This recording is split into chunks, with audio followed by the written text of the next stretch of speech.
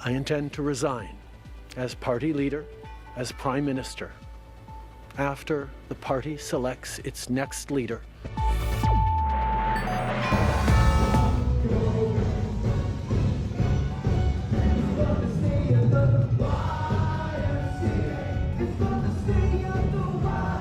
Es algo que no es nuevo, lo ha dicho ya varias veces y nosotros en ese sentido no estamos de acuerdo porque sabemos y lo respetamos mucho.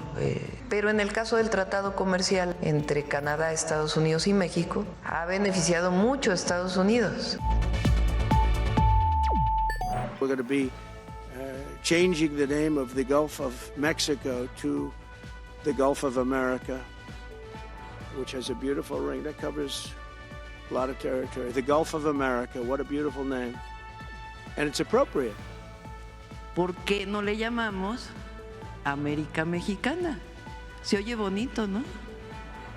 ¿Verdad que sí?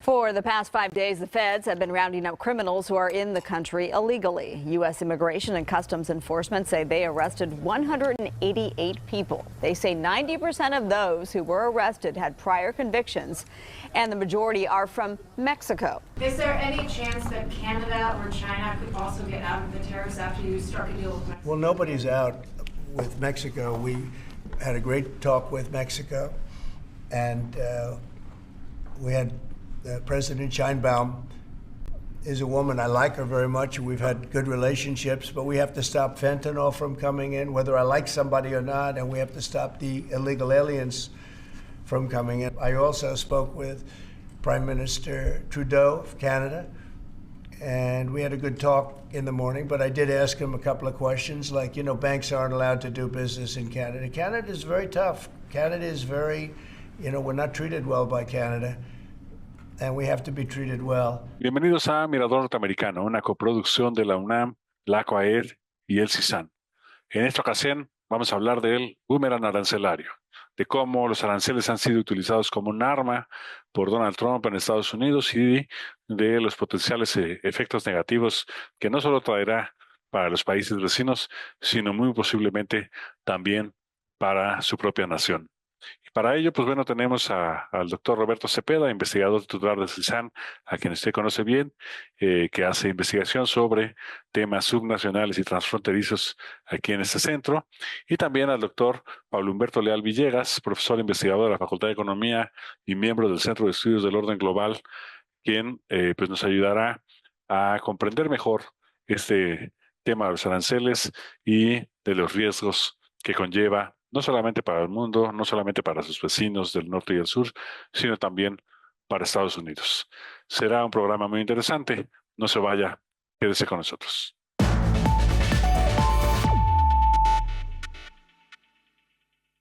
En caliente, pues el primero es pues bueno, Trump, ¿no? Donald Trump llega, desde antes estaba avisando que los aranceles que va a poner que va a utilizar los aranceles como un arma para doblegar a sus aliados y contrincantes y para imponer condiciones de negociación. Empecemos por el principio, Roberto. ¿Bajo qué argumentos Donald Trump busca esta imposición? ¿Cuáles son sus motivaciones? Y sobre todo para hacerlo con sus principales socios comerciales, como son Canadá y México. Sí, muy bien, Juan Carlos, una pregunta muy interesante, porque esto formó parte también de los compromisos, ¿no? de campaña de Donald Trump, imponer aranceles a México sobre todo, ¿no? Por el tema de una relación comercial superavitaria a favor de México que se ha ido incrementando en los últimos años y que, bueno, también incluye a Canadá, donde a pesar de que son las tres economías, ¿no? Pues forman parte de la región de América del Norte, pues esto evidentemente Donald Trump está soslayando que son economías integradas que forman cadenas de suministro en varios sectores, ¿no? Aunado a lo anterior, pues también evidentemente está el tema de dos grandes temas, ¿no? Los flujos de migración irregular que de acuerdo a Donald Trump pues se representan una amenaza pues a la seguridad nacional de Estados Unidos. Y también pues está el tema del fentanilo, donde Donald Trump argumenta que evidentemente estos flujos de fentanilo, inmigrantes indocumentados que están entrando desde México y Canadá hacia Estados Unidos, pues evidentemente está obligando, ¿no? A través de la imposición de estos aranceles para que México y Canadá respondan, ¿no? A estos dos grandes flujos, ¿no? ¿Sí? Y el presidente Trump recurrió a la Ley de Poderes Económicos de Emergencia Internacional de 1977 como un sustento legal para imponer estos aranceles a México, Canadá y también a China, ¿no? Anunció, bueno, esto ya lo venía anunciando previamente, pero ya se formalizó el sábado 1 de febrero. Obviamente esta imposición de aranceles es violatoria, ¿no? del actual Tratado México, Estados Unidos y Canadá, que precisamente es el que sustituyó al Tratado de Libre Comercio de América del Norte. Sin embargo, bueno, eso sería el sustento legal, ¿no? Del presidente Trump. Sí, además de que, bueno, resulta muy extraño, doctor Leal, que hay un contexto internacional para esto, ¿no? Resulta que otra vez se vuelve a estar en boca de todos la cuestión de los aranceles, pero ahora como un arma, y pues, también creo que es importante para tener en mente y para poder avanzar en este tema, pues entender en qué contexto se da este tema de los aranceles a escala regional y global, Pablo Humberto. Sí, claro, Juan Carlos. Pues primero empecemos por entender qué es un arancel, ¿no? Un arancel es un impuesto que establece el gobierno del país importador, ¿no? ¿Y cuál es el objetivo de ese arancel? El objetivo de los aranceles históricamente ha sido proteger a la industria nacional, a la industria local del país que impone los aranceles. En este caso, proteger a la industria de Estados Unidos. Fíjate que lo mismo ocurrió, hablando del contexto internacional, lo mismo ocurrió entre Inglaterra y Estados Unidos, ¿no? Inglaterra, ¿cómo fue que logró hacer una gran industria maquiladora? Pues mediante aranceles, mediante proteccionismo, y así fue como fomentó un gran crecimiento de su industria manufacturera. Después, cuando ya fue lo suficientemente fuerte, promovió el libre comercio, y luego, cuando vino la etapa de la Gran Depresión y se dio cuenta que además fue rebasado por la industria manufacturera estadounidense, intentó volver a poner aranceles en la época de la Gran Depresión, en los años 30 del siglo pasado. La verdad es que no logró gran cosa, no logró Inglaterra volver a fortalecer su industria manufacturera. Y yo observo hoy en el contexto global algo similar. Estados Unidos igualmente fue una industria muy protegida, ¿no? Así fue como logró, con aranceles, fue como logró generar una fuerte industria manufacturera, y ahora se ve rebasado por China. Entonces estos aranceles que ya mencionó Roberto, contra China del 10%, que son una segunda etapa de una guerra comercial iniciada en 2018, tiene que ver con una situación de debilitamiento relativo de la industria manufacturera estadounidense, que tiene que ver con dos factores clave. Por un lado, los altos salarios. En Estados Unidos se pagan los salarios más altos del mundo, que eso puede ser bueno para esta población que votó por Trump, como bien lo dices tú, o bien lo dijo también Roberto, fue su promesa de campaña, pero que en términos de la economía global los vuelve poco competitivos. Y la segunda razón es que tienen una economía, una productividad estancada, es decir, lo que genera cada trabajador de producto al día cada vez está estancado, digamos, no crece la productividad. Entonces, aunado con este problema interno de Estados Unidos, que quiere regresar, de hecho así se llama el programa, ¿no? Build America Great Again, este es el tema de fondo, ¿no?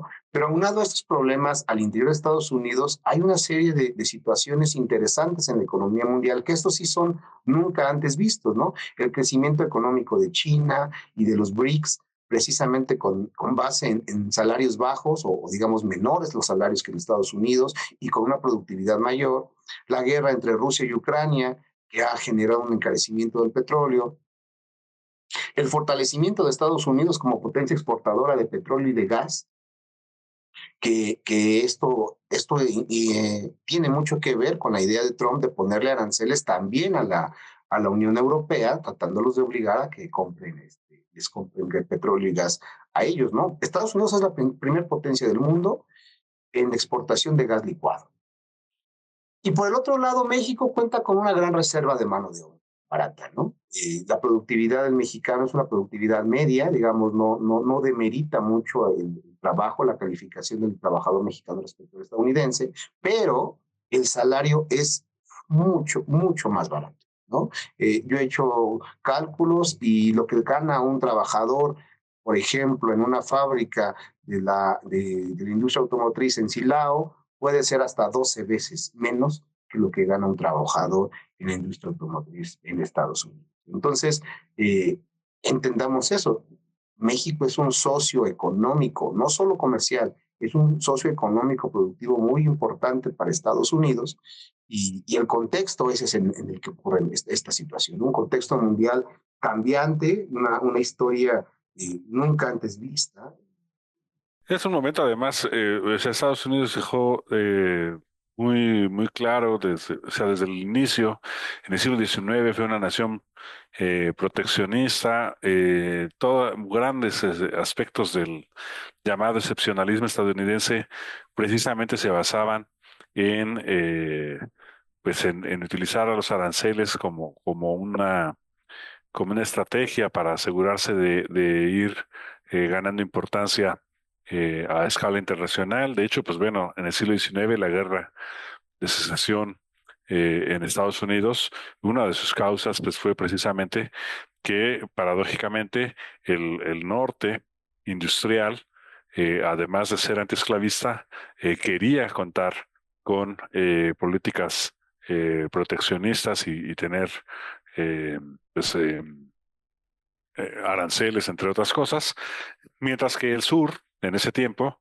era esclavista, pero a la vez quería mantener el libre comercio, ¿no? Entonces esto pues es interesante de recordar porque efectivamente, aunque Estados Unidos ha tenido diferentes momentos a lo largo del siglo XX y en algunos instantes también en el siglo XXI, imponiendo aranceles o teniendo batallas comerciales con diferentes países sobre estos temas, pues realmente Estados Unidos, por un lado, ha sido el gran promotor del libre comercio a escala internacional y por otro lado, siempre contradictoriamente mantenía un proteccionismo para ciertos sectores y asegurar así su crecimiento. Toda la historia ha tenido pues esta contradicción. Lo que ahora resulta extraño es que pues en el pasado reciente Estados Unidos, promotor del libre comercio, llevando guerras y producción de golpes de Estado en diferentes latitudes en nombre del libre comercio, ahora pues va a seguir, está siguiendo una estrategia radicalmente distinta, pensando que de esta manera fortalecerá o más bien resucitará a su industria en el interior. En fin, pues bueno, va quedando un primer esbozo de este tema. Estamos en Mirador Norteamericano, estamos hablando de los aranceles que tantos dolores de cabeza e incertidumbre nos han causado en el pasado reciente. Eh, Vamos a continuar con este programa, no, vamos a hacer una pausa, no se vaya, quédese con nosotros.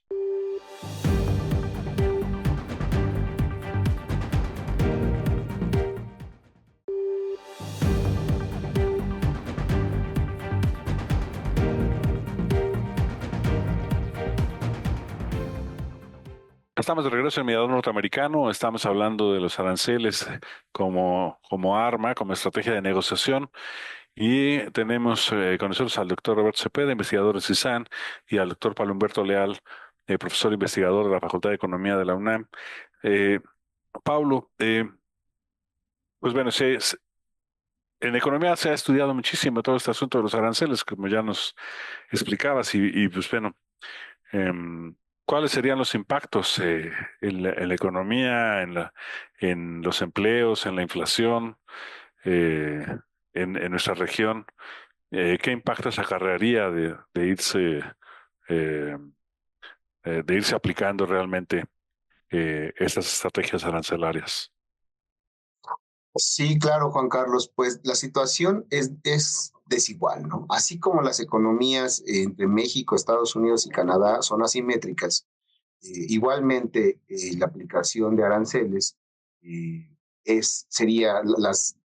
las consecuencias serían igualmente asimétricas, ¿no? ¿A qué me refiero? A la fortaleza interna de cada una de las economías. Digamos, Canadá es un país muy interesante porque es un gran productor de gas, de petróleo, de madera y de salmón. Es un país muy grande, muy rico en recursos naturales y con poca población. Estados Unidos lo tiene todo. Estados Unidos tiene recursos naturales. Les comentaba, es el principal productor de petróleo y de gas licuado del mundo. Tiene un mercado interno enorme. Y la verdad es que Estados Unidos depende menos de su comercio. Y en el caso de México, la situación es la menos favorable. México depende mucho del comercio exterior. Hemos hecho un cálculo en el que sumamos el total de las exportaciones de México más el total de las inversiones de las importaciones de México y las dividimos entre el Producto Interno Bruto. Y eso nos da más de 80%. ¿Qué queremos decir? Que de cada peso del PIB que se produce en México, más de 80 centavos tiene que ver con el comercio exterior. Entonces, digamos, ¿qué ha pasado en la relación Estados Unidos-China? Pues una guerra arancelaria. Estados Unidos pone aranceles, China responde con aranceles. ¿Qué puede pasar en el caso mexicano? Pues una cosa no tan sencilla, porque nosotros si pusiéramos aranceles, saldríamos muy perjudicados. Entonces, como verás, las consecuencias son asimétricas y desgraciadamente pueden ser más desfavorables para el caso mexicano. Entonces, ¿qué escenarios se observan? Pues escenarios un tanto cuanto oscuros, como una subordinación fuerte de Canadá y México por los intereses económicos de Estados Unidos, ¿no? La frontera de Estados Unidos con Canadá y México pueden ser regiones en las que se establezcan plantas productoras de autos chinos y aprovechar para entrar al mercado interno estadounidense sin arancel por el TEMEC. Entonces, creo que esto tiene que ver con la próxima renegociación del Tratado de Libre Comercio que se va a dar a partir de 2026, ¿no? Mencionábamos hace rato el contexto global cambiante. China es una potencia mundial, productora de muchas cosas y también de autos. Entonces, es que China no va a llegar a la región de América del Norte, es que con la ruta de la seda ¿Es suficiente para China o China va a intentar producir autos desde México, producir autos desde Canadá? No lo sabemos, pero es una posibilidad muy real, ¿no? Hoy, este, estos autos chinos MG son de los más vendidos en México. Entonces, yo creo que podrían ser condiciones muy desfavorables a partir de la renegociación del tratado en 2026, es lo que Trump está preparando para ponerle más, acercar todavía más a sus socios comerciales y productivos que son Canadá y México, subordinarlos más y aislarlos de la posibilidad de una mayor relación productiva con China. Eso es lo que yo observo como una gran consecuencia para la región de América del Norte. Juan Carlos. Muchas gracias, sí. Y bueno, y además que para los estados tenemos o sea, visto desde la economía de los estados, la importancia del comercio de Texas, de California, de Michigan, Arizona, es muy importante para esos estados, para las economías de esos estados, el comercio con México. Eh, ¿Cómo ves tú estos impactos según los diferentes sectores visto desde una perspectiva subnacional, querido Roberto Cepeda? Yo creo que es una pregunta muy relevante porque pues hablar de este comercio, ¿no?, regional en América del Norte, pues es hablar de este gran volumen de comercio involucrado de los bloques regionales más importantes del mundo, ¿no? Se produce el 30%, ¿no?, del PIB mundial. Ahí está esta importancia, ¿no?, de las cadenas de suministro que ya mencionaba, que de todo el comercio regional, digamos, entre los tres países, el 50% son, digamos, bienes intermedios que se van a utilizar para el ensamblaje, ¿no?, para la elaboración de un producto final, que muchas veces termina en México, ¿no?, donde se manufactura, por ejemplo, en el tema automotriz, ¿no? Los componentes cruzan las fronteras varias veces antes de ensamblarse en un producto final, ¿no? Por tanto, la imposición de este arancel que está tratando de imponer Donald Trump del 25%, cada vez, o sea, porque este arancel será cada vez que ese producto de este bien intermedio cruza la frontera. Y si lo cruza varias veces, pues va a ser aún más, ¿no?, el impacto, y esto al final del día pues se va a traducir en un aumento en los costos de producción, un aumento del producto final, y que será trasladado, ¿no?, al consumidor final, ¿no? Obviamente coincido, ¿no?, con Pablo, ¿no?, de la imposición de estos aranceles del 25% de Estados Unidos a México y Canadá, que también hay que decirlo, ¿no? Tanto México como Canadá advirtieron que habría represalias, ¿no? Una retaliación en el mismo porcentaje, ¿no? Entonces, esto nos habla de diversos escenarios, porque no solamente es la imposición de Estados Unidos, sino también de México y Canadá a las importaciones de Estados Unidos, ¿no? Entonces, nos habla de que pues estos impactos económicos pues van a ser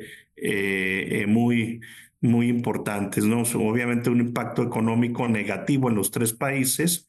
Sin embargo, será más severo para México, luego para Canadá, ¿no? Como dice Pablo, ya que hay la proporción del PIB, el comercio es más importante, el comercio internacional es más importante para México, luego Canadá, y posteriormente para Estados Unidos, ¿no? El 83% de las exportaciones de México van a Estados Unidos, mientras que el 78% de las de Canadá tienen como destino a Estados Unidos, ¿no? Mientras que solamente un tercio, ¿no? de todas las exportaciones de Estados Unidos se dirigen a México y Canadá en conjunto.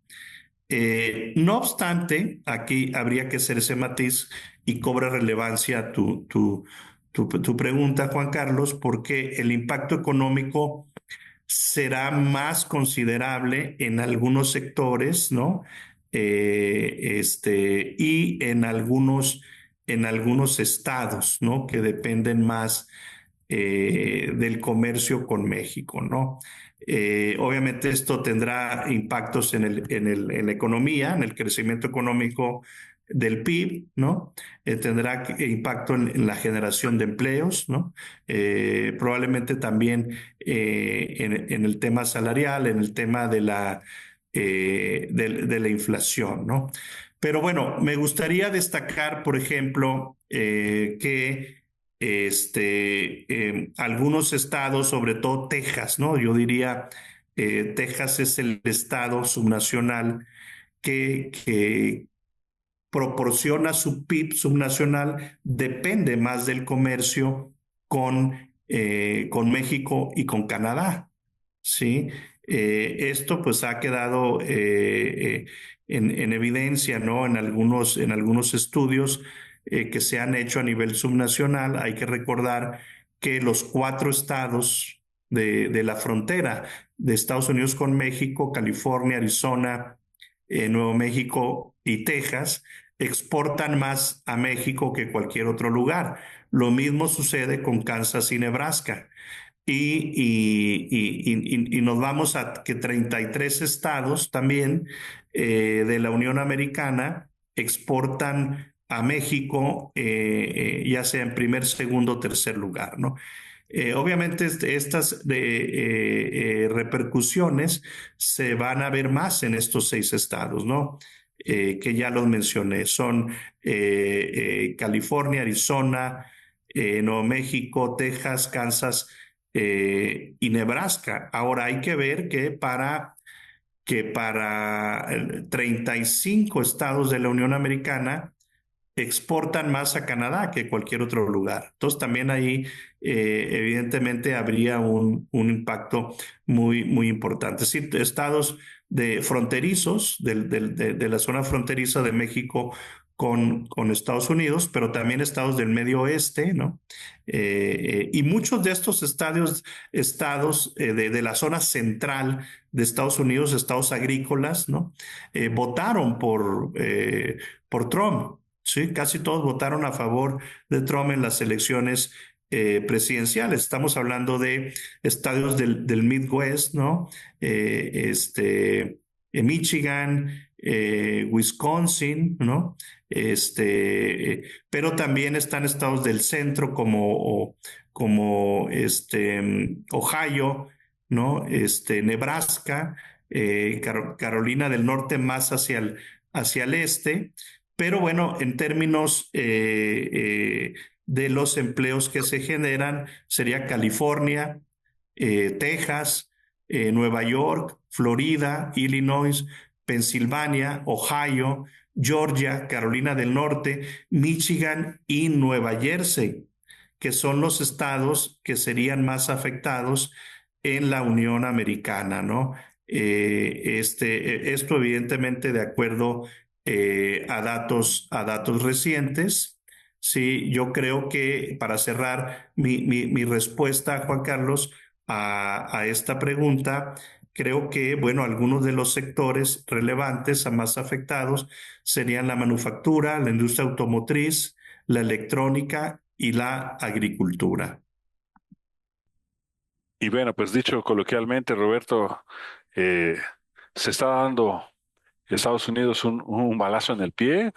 ¿Qué piensan los estados que mencionabas, eh, las cámaras de comercio? ¿Qué piensan cómo se han expresado en esta materia, Roberto? Sí, muy buena pregunta, Juan Carlos, porque eso nos lleva a la reflexión de que Estados Unidos, pues, es un país muy diverso, ¿no? Heterogéneo, ¿no? Es un mosaico variado, y eso también se refleja en su sistema político de pesos, de contrapesos, no solo a nivel federal entre los diversos poderes legislativo, ¿no? Ejecutivo, judicial. Hay que recordar que estas son acciones ejecutivas del presidente Trump, ¿no? El Poder Judicial también tiene una voz muy importante, incluso se han revertido algunas de esas medidas, no precisamente el tema de los aranceles, que probablemente llevaría un poco más de tiempo, ¿no? En los tribunales. Al respecto, bueno, se han manifestado empresarios, precisamente políticos de Estados Unidos, que se han opuesto a los aranceles de Trump. Por ejemplo, la gobernadora de Arizona, Katie Hobbs, y asimismo líderes empresariales del estado de Arizona se manifestaron en oposición a los aranceles. Consideran pues que esta medida, ¿no?, de aplicar aranceles al 25% a productos provenientes de México y Canadá, pues representa al mismo tiempo una amenaza para la economía de Estados Unidos y el desarrollo económico de los estados subnacionales, ¿no? Por ejemplo, Katie Hobbs se reunió con líderes empresariales y agrícolas y subrayó digamos, esa repercusión que tendrían los aranceles, porque eso significaría un aumento de los costos, ¿sí? Y generaría una perturbación económica, de tal manera que los aranceles podrían descarrilar el progreso económico de Arizona, porque provocarían el aumento de los precios de alimentos, de gasolina, de vivienda, y también afectarían a las industrias, que a su vez le dan empleo a miles de personas, ¿no?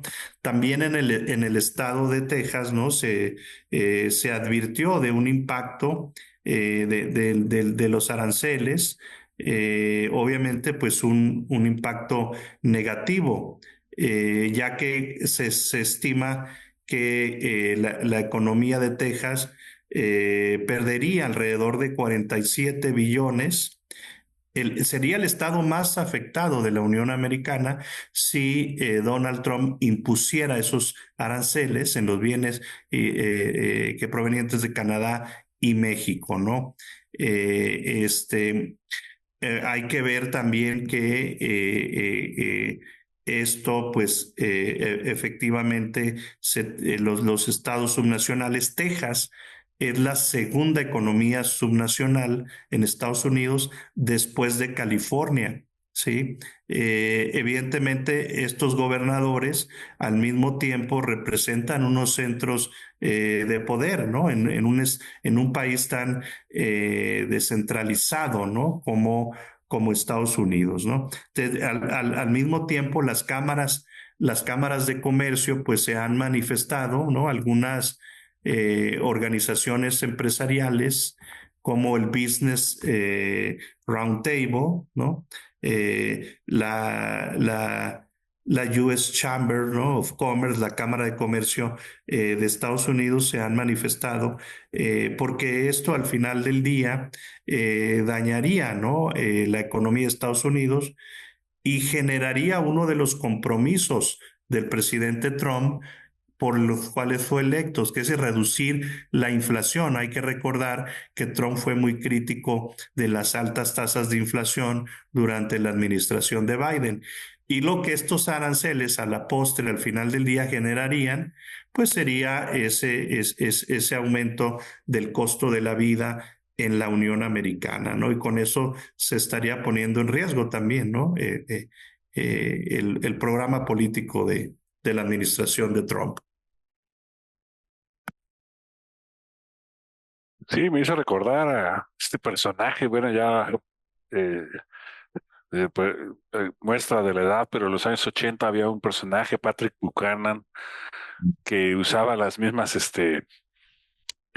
bravatas que ahora Donald Trump ha utilizado tan exitosamente, ¿no? E incluso usaba palabras como esa, ¿no? Traición, reciprocidad, en fin, un conjunto de palabrejas que después pues ya quedaron en la historia, porque pues vino la caída del bloque soviético y vino la expansión del globalismo liberal, y pues ya nadie se acuerda de Patrick Buchanan, pero no sé si Donald Trump a lo mejor algún día estaba ahí sentadito en algún lugar de su mansión en Mar-a-Lago y se encontró con algún discurso de Patrick Buchanan y de ahí dijo, pues vamos a sacar esto de la chistera. Eh, sí, pues bueno, pues políticamente siempre ha sido un asunto y bueno, también los sectores industriales, ¿no? Pablo, vemos que desde una perspectiva económica, pues se espera una afectación, aunque tradicionalmente los sindicatos y los, digamos, ciudadanos de a pie suelen pensar que si hay una medida de proteccionismo o que si hay un subsidio, se les facilita la vida. La historia ha demostrado que a la larga hay una afectación eh, precisamente por los diferentes factores que involucran eh, proteger a una industria. En este caso, ¿cuáles son los riesgos para la industria, para el poderío económico estadounidense? Y dicen que quieren ser un ave fénix que compita con China otra vez. ¿Cuáles son los riesgos de ello, Pablo? Sí, Juan Carlos, pues yo veo que la situación es muy cambiante. Digamos, este momento que tú mencionaste, en el que Estados Unidos era el promotor número uno del libre comercio, efectivamente se basaba en su alta competitividad de sus empresas. Entonces, podemos decir que había un momento en el que lo que era bueno para la gran empresa transnacional estadounidense era bueno para la economía de Estados Unidos en general, ¿no? Los años 90 fueron años de mucho auge, de mucho crecimiento para Estados Unidos, que prácticamente lo logró todo, baja inflación, crecimiento económico, bajo desempleo, pero llegó China. Pero llegó China a la OMC en el 2001 y con las reglas de Estados Unidos, es decir, siendo una economía de no mercado, pero una economía manufacturera orientada a la exportación, llegó y ha rebasado a Estados Unidos como principal país manufacturero y exportador. Entonces estamos arribando a un momento muy interesante en el que hay una fractura, ¿no? Hay un investigador muy interesante, Misucci, que dice que hay una fractura en las élites en Estados Unidos. Yo veo muy claramente eso ahora, ¿no? Hay una fractura en la cual hoy lo que es bueno para la gran empresa transnacional estadounidense no necesariamente es bueno para el ciudadano de a pie, para la macroeconomía estadounidense. Por ejemplo, ¿por qué tenemos a la Ford trabajando desde aquí, desde México, a la General Motors, a la Chrysler, a la IBM, pero también en la frontera sur de Canadá?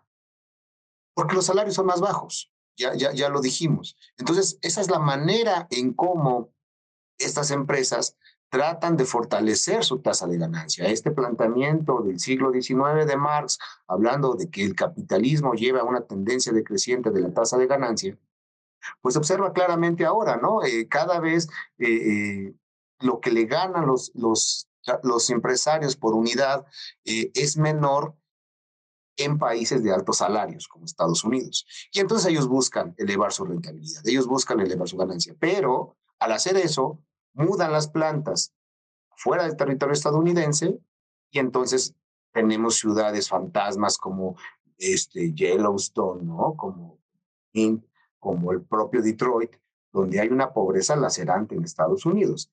Entonces, se puede revertir. La pregunta es, hoy en el siglo XXI, ¿eso se puede revertir? Se puede lograr mediante a golpes arancelarios que las empresas regresen a producir desde Estados Unidos. veo que se regrese la Ford, que se regrese la General Motors, que cierren las plantas en México y en Canadá y que se regresen a producir desde Estados Unidos. Vamos, es decir, que ir en contra de la lógica de la rentabilidad. Es decir, que van a ganar menos, que van a pagar esos salarios que no pagan acá.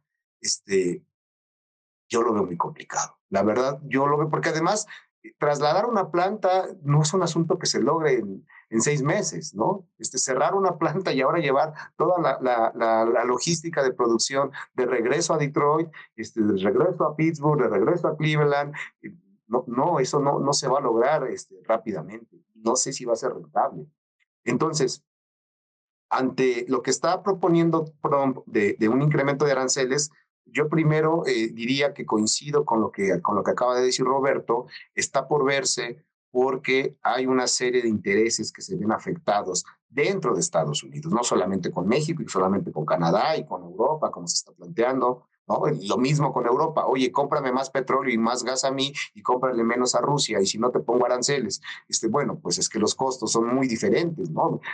Mandar gas licuado desde aquí hasta Alemania es muy distinto que comprárselo por el Nord Stream a Rusia. Bueno, es más o menos una lógica así, una lógica económica compleja, en la que yo observo que hay, como bien lo dijo Roberto, hay cámaras ya de empresarios quejándose, ¿no? Yo leí estos días quejas de la industria restaurantera, de la industria hotelera.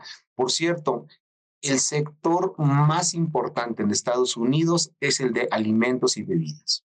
Si partimos el PIB por ramas industriales, la más grande es alimentos y bebidas. Y claro, estamos hablando de un país de 300 millones de personas, entonces pues tener un negocio de comida, bebidas, pues es muy rentable en Estados Unidos. Ellos van a salir muy afectados, porque se plantea como posibilidad ponerle aranceles a un grupo de productos mexicanos en los que no se toquen los intereses de las grandes empresas transnacionales. Me refiero a lo que tiene que ver con hortalizas, que tiene que ver con frutas, que tiene que ver con cerveza, que tiene que ver con carne, con pescado, con mariscos, con aguacate, tomate, cebolla, lechuga, cereales, pero también a la madera en el caso de Canadá. Entonces ahí la cadena de valor, como bien mencionábamos hace rato, es distinta, porque ahí no es una cadena en la que el producto pase varias veces por la frontera. Y ahí, obviamente, ¿quiénes serán los grandes perjudicados? Estas cámaras que te comento, ¿no? Esta gente que se dedica a vender productos procesados, ya sea licores, ya sea comida. Pero hay otro escenario todavía peor, y es que incluya a la industria manufacturera, que incluya a la industria como el acero, el aluminio y la industria automotriz. Ahí sí la situación se puede poner mucho más complicada para estos sectores, estas grandes empresas transnacionales estadounidenses, porque los pones contra la espada y la pared. O regresan a Estados Unidos, como ya dijimos, con los costos millonarios de trasladar las plantas y pagar salarios y seguridad social en Estados Unidos, que es muchísimo más cara en México, o se quedan en México y pagan el arancel.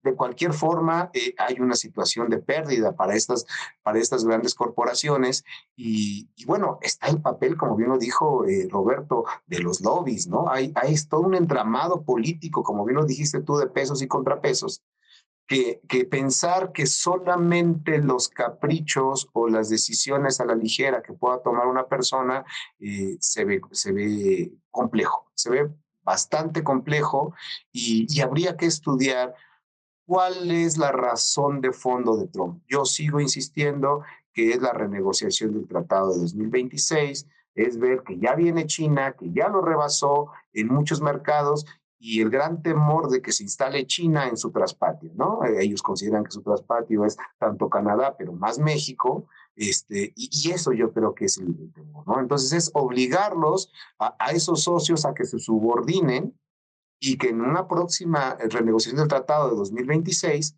se pongan todavía más duros, se pongan todavía más a favor de Estados Unidos. Ya existe ahora esta cláusula anti-China en la que México o cualquier país le tendría que, bueno, digamos Canadá, le tendría que pedir permiso a los demás para tener un acuerdo con una economía de no mercado, estamos hablando de China, pues algo así, seguir en esa ruta. Ahora para el tema de inversiones, por ejemplo, de que imagínense las plantas chinas produciendo desde Tijuana automóviles y mandándolos al mercado estadounidense. Fíjense, un problema muy interesante. Hoy China es una potencia productora de coches, pero sobre todo de coches eléctricos, coches híbridos. La Ford, la General Motors, la Chrysler no tiene cómo competirle a Estados Unidos, a China en ese terreno. Pero resulta que Elon Musk es un gran productor de coches eléctricos. Interesante. Interesante que entonces ahora hay una guerra y hay a quien se le pone aranceles de inmediato es a China, ¿no? De inmediato 10% a China. Yo veo ahí más que un capricho de una persona, yo veo una doble intención que no está oculta, pero que está oculta, que no está clara y que próximamente la sabremos. Evidentemente, atrás de todo líder, de todo líder de un país, hay un grupo, hay un bloque hegemónico. Entonces, ¿quién está detrás del bloque hegemónico de Estados Unidos? Perdón, de Trump. Ya lo dijimos hace rato, bueno, entre otras personas está Elon Musk, y habrá que ver ahí cuáles son los intereses económicos que quiere proteger, pero en la economía es así, tú tomas una decisión, favoreces a unas personas y empobreces a otras. Entonces, ¿cómo va a ser ese juego, como bien lo dijiste tú, de pesos y contrapesos al interior de Estados Unidos? Pues la verdad es que es una cosa fascinante, ¿no? Está muy interesante lo que vaya a ocurrir próximamente, como ustedes mencionan, Juan Carlos y Rubén. Sí, sí, sí, sin duda muy interesante y el momento, lo que va a traer, porque además, pues, o sea, recordemos que ya Canadá pagaba, a pesar del libre comercio y de los acuerdos bilaterales que tenía, que Canadá ya pagaba un arancel por sus tablas, ¿no? Por las tablas de madera. Desde 1982, Estados Unidos ha tenido ese impuesto sobre la madera canadiense. Los autos japoneses también, ¿no? En 1987 Estados Unidos le puso aranceles del 100% a los autos japoneses, le dio un golpe brutal a la economía japonesa en su momento.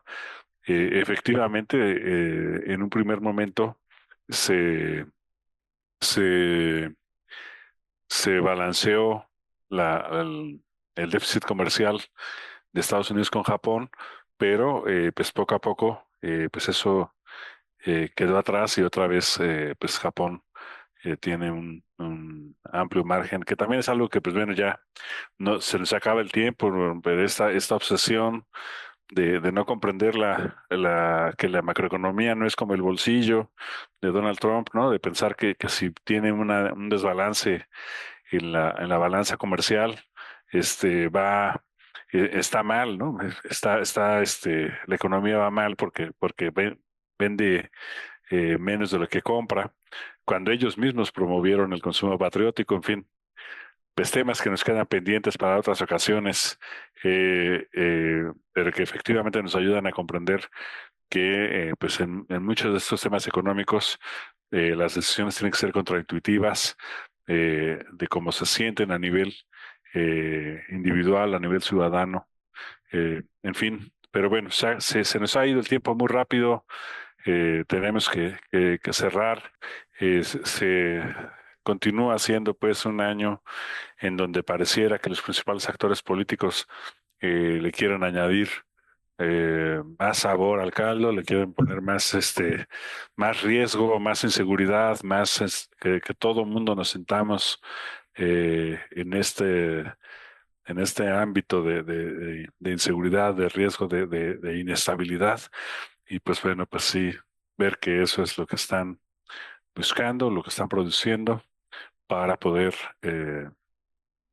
verlo con claridad. Y bueno, pues agradecerle a usted que está viendo Mirador Norteamericano cada último domingo de cada mes en TV UNAM. Le agradecemos muchísimo que nos sintonice. Esté pendiente, el próximo mes estaremos aquí de regreso en TV UNAM tocando todos los temas que también nos importan muchísimo, que es la crisis migratoria que se esté desarrollando debido a estas políticas que se están imponiendo en Estados Unidos. Muchísimas gracias por su atención y nos vemos hasta la próxima.